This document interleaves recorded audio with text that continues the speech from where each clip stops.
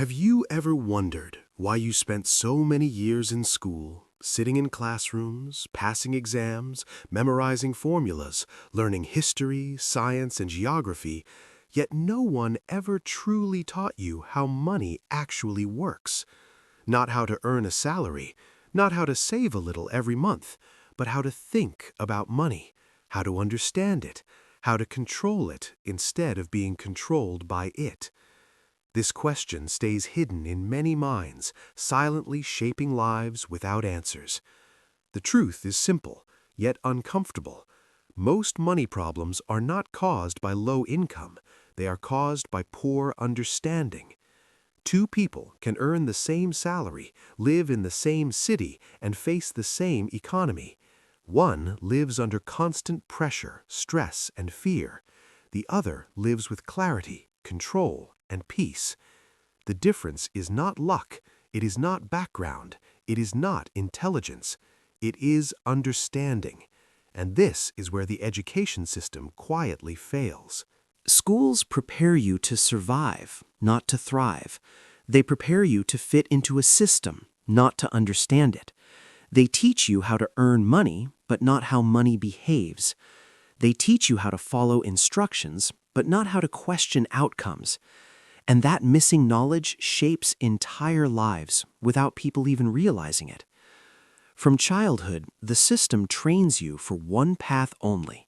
Study hard, get good grades, follow rules, don't make mistakes, find a stable job.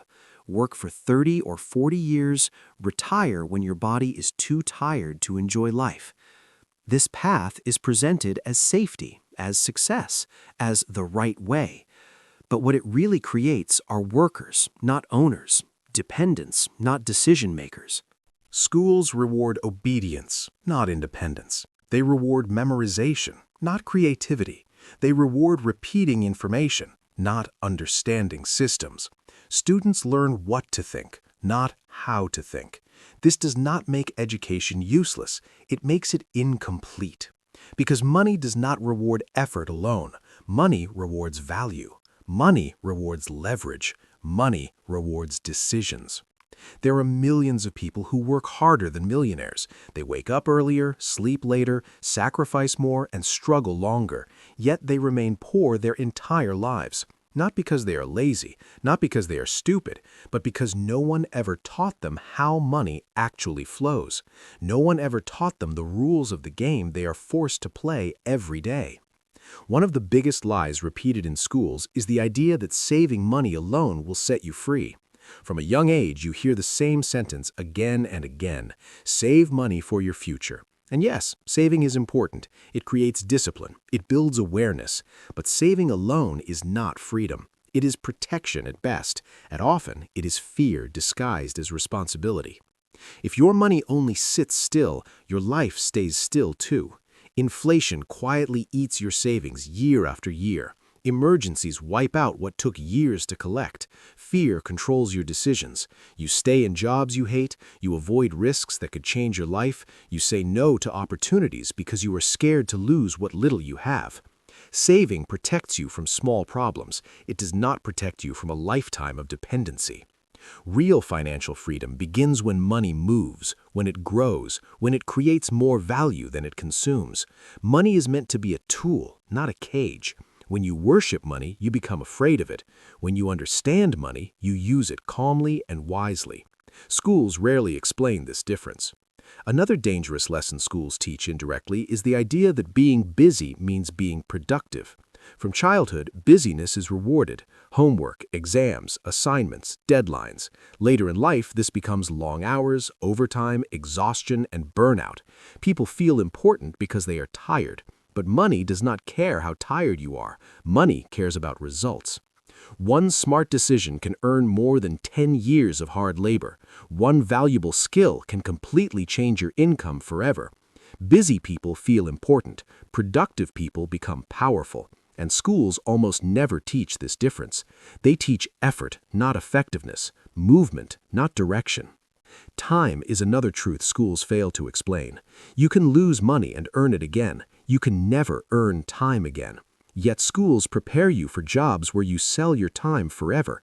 When your income depends entirely on your hours, you are always replaceable. If you stop working, income stops. This is not freedom. This is dependency with a paycheck.